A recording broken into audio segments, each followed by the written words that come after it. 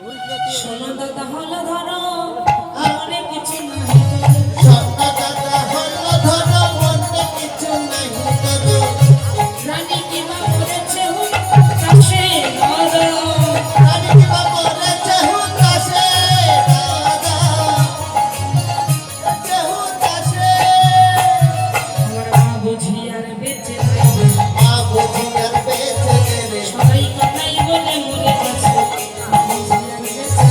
কানাই বলে মরে গেছে মা বুঝি আর বেঁচে গেলে রানীকে বললে চোখ সকালে আসিব রানীকে বলেছে তুমি সকালে আসিব আমি বুঝো করে নাই গো গজব করে লইয়া নাই গো প্রাণলয়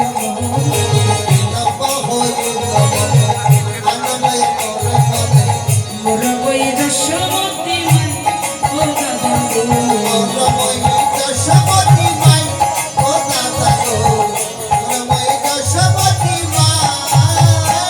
ভাই হাগে মেনো পুরো মেনো কোথায় আছে ভাই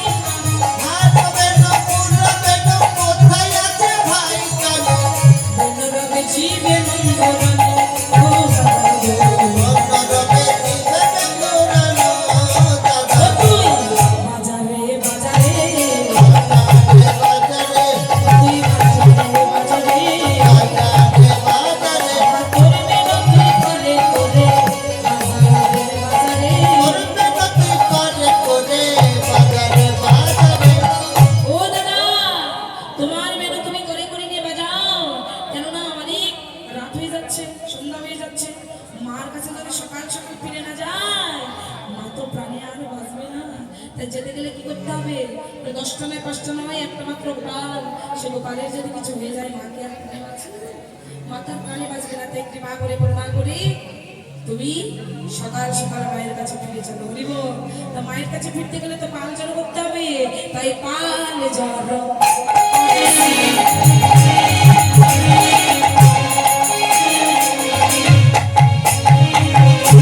শানদাও শ্রী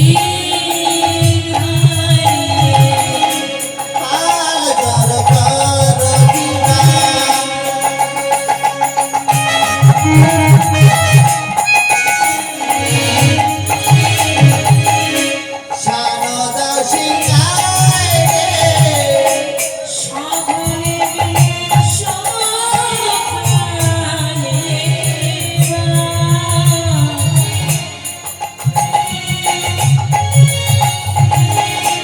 সকলে বিষয়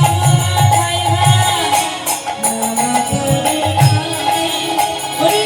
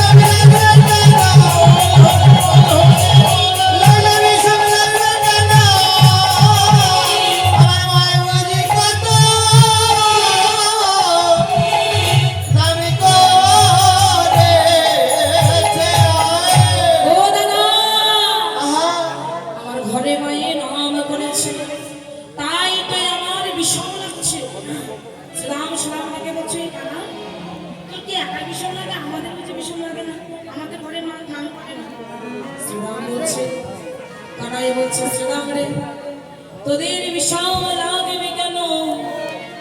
তোরা তো শিশুকাল থেকে আমার স্মরণে দেহ মন প্রাণ সঁপে দিয়েছিস।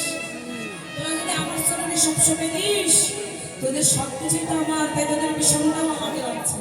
তাই তো ঘন ঘন বিষম পাচ্ছি। আজ মাঠে আমাদেরও বিলম্ব দেখিয়া, আজ মেটে আমাদের বিলম্ব দেখিয়া, কেন কিছু তাকে বলা, কেন বুঝি কাজে আমার কত পারে চাইয়া, গেলি অবসান দেখি চলে যাই ঘরে।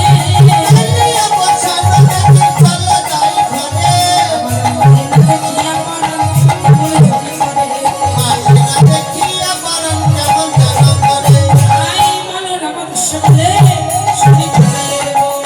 বল রাম দাস বলে শুনি কেমন বল, সকল ভক্তের মাঝে করে সকল দেখাল মাঝে করি যখন, আনন্দ আর ধরে না গো, আনন্দয়ার ঘরে না গো, আনন্দয়ার ঘরে না গো, মায়ের কোলে যাবে বলে আনন্দ আর ধরে না গো, মায়ের কোলে যাবে বলে আনন্দয়ার ঘরে না গো, মায়ের কোলে যাবে বলে আনন্দ ধরছে না। তাই কি করছি? আমার ভগবান শ্রীকৃষ্ণ চাঁদ মুখে বেনু বাজাতে লাগলো। কেন বেনু না বাজলে তো পালগুলো যেন হবে না, তাই চাঁদ মুখে বেনু বাজাতে লাগলো। কেমন করে? চাঁদ মুখে দিয়া বেনু লইয়া সাবধের চাঁদ মুখে দিয়া বেনু নাম লইয়া সাবধান, গীতেরা গিল উচ্চ ও কি আহা মনি রে ডাকিতেরা গিল উচ্চ ও কি আহা মনি রে ডাকিতেরা কিলায়ু যশারে, যেই না ডাকিতে লাগিল হরিবোল, জীবনে যে ধেনু ছিল হরিবোল, যখন বেনুটা বাজাতে লাগলেন শুনিয়া কানুর বেনু ঊর্ধ্ব মুখে ধাই দিল হরিবোল, চোখে পিঠে রইল ও কি আহারে।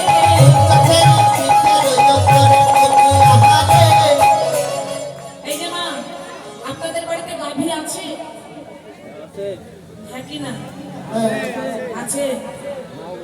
সবার বাড়িতে আছে না কম বেশি? আর গাভী শুধু লালন পালন করলে হবে না, গাভীরা কখন আনন্দ পাচ্ছে আমরা কি করে বুঝবো বলুন? এটা আমার কথা না, এটা শাস্ত্রে যে পদে বলছেন কি পুচ্ছগুলো পিঠের উপরে, মানে যখন গাভীগণ আনন্দ পাবে মানে এটা বুঝবে, তখন কি করবে? পুচ্ছ পিঠের উপর তুলে দৌড়াদৌড়ি করবে। এটাই হচ্ছে গাভীদের আনন্দ। আমাদের মতো দাঁত কেলে তারা হাসে না। আমরা যেমন দাঁত কেলে কথায় কথায় হাসি, তারা হাসে না। তারা যখন আনন্দ পায় পুচ্ছগুলো পিঠের উপর তুলে তারা আনন্দ পায়। হরিব আজকে সবাই মিলে চলছে কেমন করে হরিব অনুসরে বেনরা বুঝিয়া রাখালো সব, হাসিয়া মেলিল নিজ মুখে, জীবনে যে ধন ছিল ফিরাইয়া একত্র হইল, চলিল রে বকুলের মুখে। আমার সময় শেষের পথেই কৃষ্ণ তার সুন্দর করে কিঞ্চিত হলে গোপাল সভা দক্ষিণেশ্বর দিতে হয়। আমার পক্ষ থেকে যাচ্ছেন, আপনারা যে যতটুকু পারবেন সবাই মিলে দক্ষিণা দান করবেন। হরিবোল।